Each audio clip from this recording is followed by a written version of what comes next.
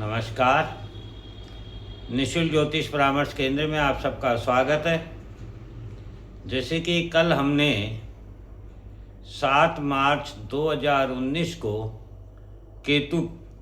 राहु केतु के राशि परिवर्तन को समझा और ये हमने युग परिवर्तन की शुरुआत को समझने के लिए नया सेशन शुरू किया है, जो हमें बताता है कि 2019 संवत्सर 2076 से युग परिवर्तन की नींव ब्रह्मांड में ग्रहों के द्वारा रखी गई थी, जिसे हम 2032-33 तक संपूर्ण परिवर्तन को समझेंगे। तो हमने कल के राहु केतु के राशि परिवर्तन को समझा। आज हम समझेंगे 6 अप्रैल 2019 को, जब नव संवत्सर 2076 का प्रारंभ हुआ, तो उसने किस प्रकार से परिवर्तन की रूपरेखा तैयार की। तो आप देखेंगे कि उस दिन चंद्रमा जो है अश्विनी नक्षत्र में थे, वृष लग्न बना था जिसमें मंगल स्थित थे, द्वितीय भाव में राहु थे और अष्टम भाव में शनि केतु गुरु धनु राशि में तीनों ग्रह एक साथ थे। 10वें भाव में कुंभ राशि में बुध और शुक्र थे और 11वें भाव में मीन राशि में सूर्य थे। तो चंद्रमा ने जब अश्विनी नक्षत्र में प्रवेश किया, उसी समय नव संवत्सर की स्थापना हुई, 2076 की प्रारंभ हुआ। उस दिन शनिवार का दिन था, क्षत्रिय वर्ण था, देवगण था। सबसे पहले हम देखें कि संवत्सर 2076 का योग तो 2 और 7 9 और 6 15 और 15 को का योग करें तो आता है 6, अर्थात संवत्सर का योग भी 6 था और उस दिन 6 अप्रैल यानी दिनांक भी 6 थी। अंक ज्योतिष में यदि हम 6 नंबर देखें तो वह शुक्र को प्राप्त है। इसलिए 2019 में संवत्सर 2076 का प्रारंभ शुक्र की प्रधानता को लेकर हुआ था। शुक्र क्या है? शुक्र प्रकृति है, सुंदरता है, साधना है। शुक्र मृत को जीवित करने की संजीवनी विद्या है। शुक्र हारे हुए को पुनः प्रेरित कर ऊर्जावान बनाने की कला है। और कोरोना काल भी हमारा अप्रैल 2019 से ही प्रारंभ हो जाता है। हमने देखा कि अश्विनी नक्षत्र के स्वामी केतु है, जो जीवन के प्रारंभ को दिखाता है। अश्विनी नक्षत्र का प्रतीक चिन्ह घोड़ा है। घोड़ा अर्थात वह शक्ति जो स्वयं में अपनी हीलिंग प्रवृत्ति रखता है। अश्विनी कुमार सूर्यपुत्र हैं, अर्थात राजकुमार हैं, वैद्य हैं, क्योंकि हीलिंग पावर है। हमारे शरीर में वे सभी तत्व मौजूद हैं जिससे हम शरीर की प्रत्येक बीमारी को स्वयं के हीलिंग पावर से ठीक कर सकते हैं। यह हमें अश्विनी नक्षत्र से प्राप्त होता है। अब चंद्रमा जो है वह अश्विनी नक्षत्र में है। चंद्रमा हमारा मन है, अर्थात मन को अपनी हीलिंग पावर से मन की बीमारियों को ठीक करने का प्रारंभ हुआ था 2019 में, कोरोना काल में। मन की बीमारियां क्या थी हमारी? सबसे बड़ी बीमारी थी असंतुष्टि। तो कोरोना काल ने हमें बताया कि संतुष्टि ही जीवन है। उस दिन शनिवार का दिन था। शनि कर्म, सेवा, तरल, शीतल, ठोस पदार्थ, न्याय के कारक ग्रह हैं। न्याय धर्म पर आधारित है, अर्थात धर्म अनुसार सेवा भाव से कर्म करने का प्रारंभ ब्रह्मांड ने शुरू किया था। ये क्यों किया था?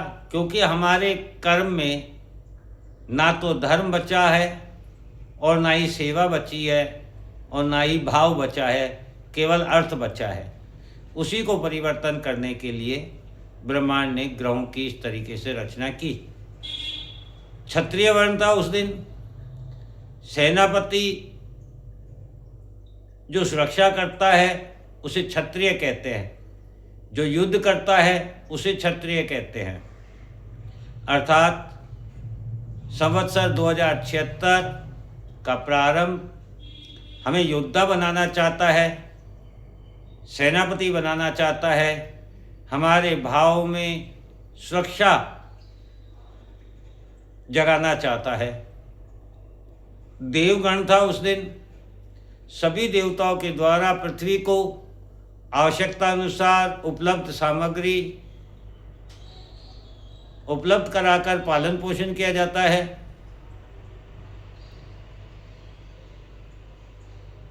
तो 2076 का संवत्सर वर्ष 2019 हमें समझाना चाहता है कि जो कुछ भी है उसको उसकी आवश्यकता अनुसार लोगों के पालन पोषण में उसका उपयोग किया जाए। ऐसे हमारे गण होने चाहिए, ऐसे हमारे विचार होने चाहिए। लग्न यदि हम देखें तो वह वृष राशि का है। वृष राशि का प्रतीक चिन्ह बैल है। बैल शिव भक्त है, अर्थात भक्ति के द्वारा व्यक्तित्व का निर्माण करने का प्रारंभ ग्रहों ने उस दिन किया था। लग्न में मंगल स्थित है। मंगल वृष राशि में था। मंगल सेनापति है, सुरक्षा है, ऊर्जा है। अतः व्यक्तित्व में ऊर्जा का उपयोग सुरक्षा हेतु करने के लिए प्रारंभ किया था, क्योंकि केतु वक्र गति से चलता है। अतः केतु से मंगल अष्टम भाव में है और मंगल मार्गी चलता है, अतः मंगल से केतु अष्टम भाव में है। तो आप देखोगे कि यहाँ दोनों एक दूसरे से अष्टम भाव में हैं। और केतु के लिए कहा जाता है कुचवत केतु, अर्थात मंगल का जैसा केतु ऊर्जा रखता है, और दोनों एक दूसरे से अष्टम भाव में हैं।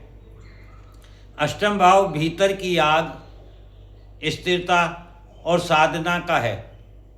केतु हमारे पूर्व जन्म का है और मंगल ऊर्जा का है। अतः पूर्व जन्म की जो भीतर की आग है उसको जगाने हेतु ब्रह्मांड में ग्रहों की रचना इस प्रकार की गई है। दूसरा भाव हमारे कुटुंब का, संगठन का, संग्रहण का है। वहाँ मिथुन राशि है। मिथुन राशि आकर्षण एवं पेयर, जोड़े को दिखाती है। मिथुन राशि में दूसरे भाव में राहु स्थित है। राहु वृद्धि का कारक ग्रह है। अतः परिवार, कुटुंब, संग्रहण, वाणी, संवाद, आकर्षण एवं जोड़े में, जोड़ा अर्थात एक दूसरे के विचारों से जो सहमत होते हैं उन्हीं का जोड़ा बनता है। जिनमें आपस में प्रेम प्यार होता है उन्हीं का जोड़ा होता है। जो एक दूसरे के प्रति त्याग और समर्पण की भावना रखते हैं उन्हीं का जोड़ा बनता है। तो राहु यहाँ पर इन सभी कारक तत्वों में वृद्धि करके भविष्य का निर्माण करना चाहते हैं। ऐसा ब्रह्मांड ने ग्रहों की रचना की। तीसरा भाव खाली है, चौथा, पांचवा, छठा, सातवां भाव खाली है। आठवें भाव में धनु राशि में शनि, केतु और गुरु स्थित है। अष्टम भाव में धनु राशि, अष्टम भाव हमारी भीतर की आग का है, नई खोज का है, तलाश का है, साधना का है, कुल मिलाकर जो भीतर छिपे रहस्य है उनका है।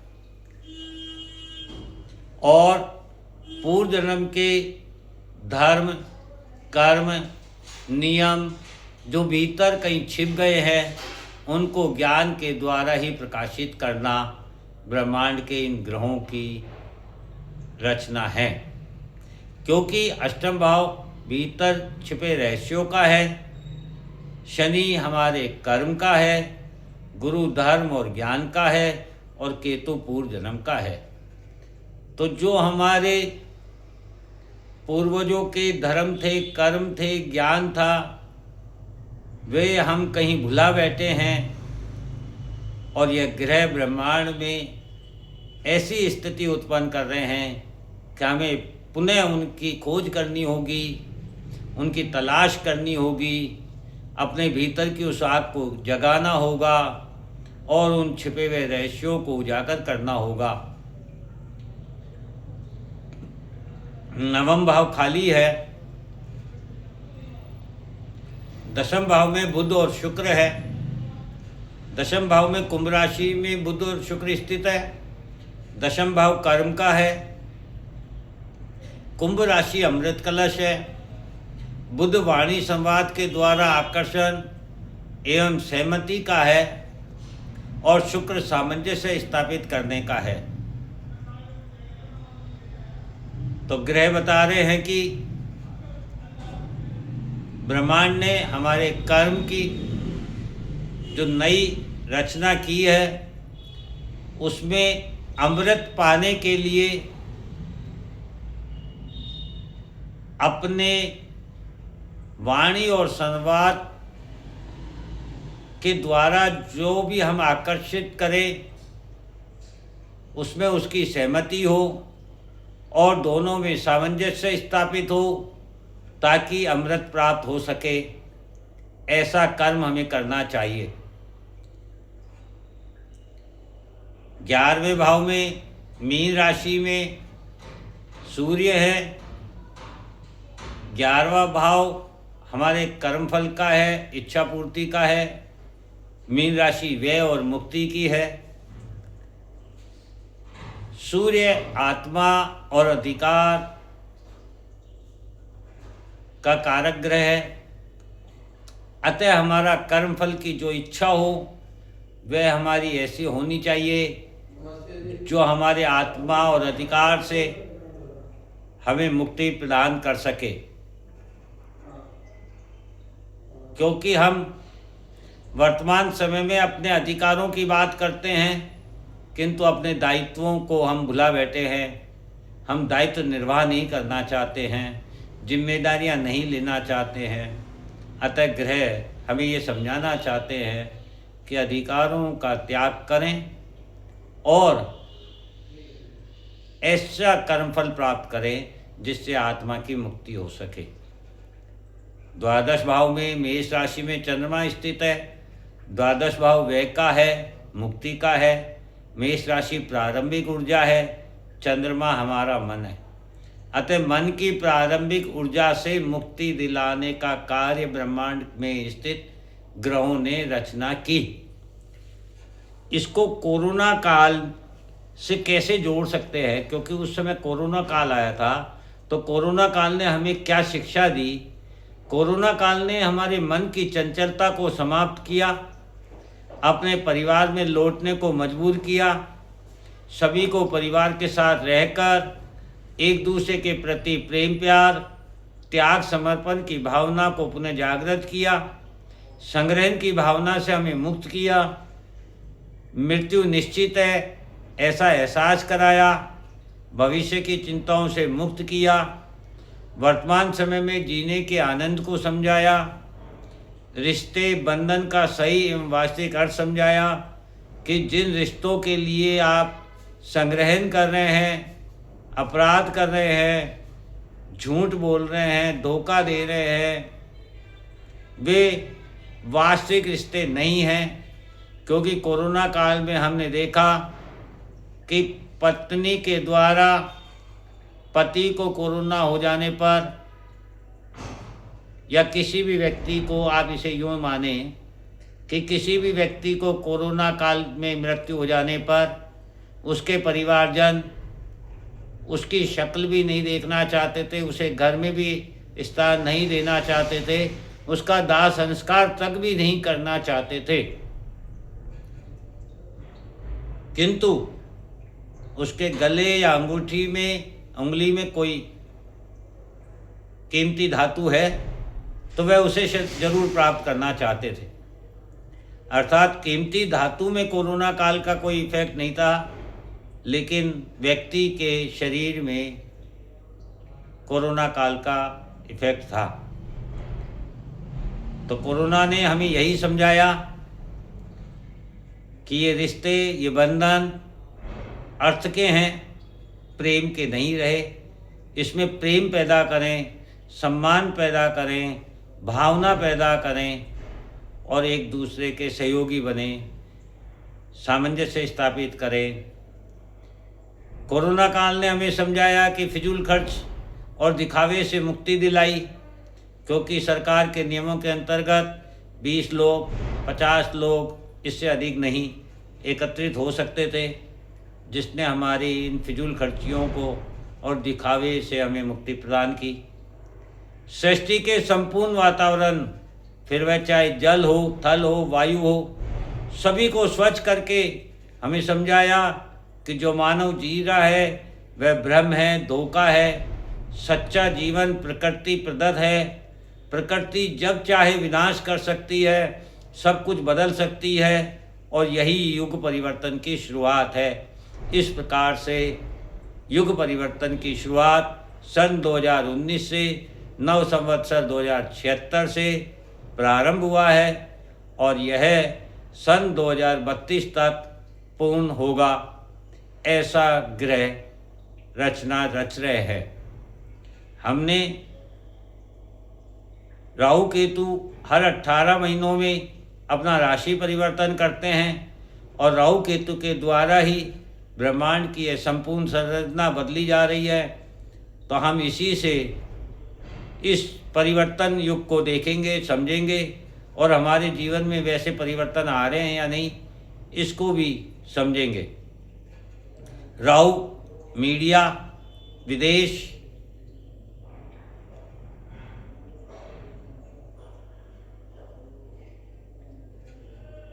दूसरा स्थान, परिवर्तन, वृद्धि, कम्युनिकेशन, स्पेस, इनका कारक ग्रह है। और केतु जड़ है, मूल है, मुक्ति है, ज्ञान है, हमारे पूर्वज हैं, पूर्व जन्म है। तो ये देखेंगे कि राहु के जितने भी कारकत्व हैं वह धीरे धीरे कम होते जाएंगे और केतु के जितने भी कारकत्व हैं वह बढ़ते जाएंगे। यह हमने कोरोना काल सन 2019 नव संवत्सर 2076 में देखा और इसको हम निरंतर अध्ययन करेंगे। आप जुड़े रहिए, देखते रहिए और समझिए। और यदि आप इससे सहमत हैं तो अपनी सहमति उजागर कीजिए, हमें बताइए ताकि हमें प्रोत्साहन मिले। जय हिंद, जय भारत।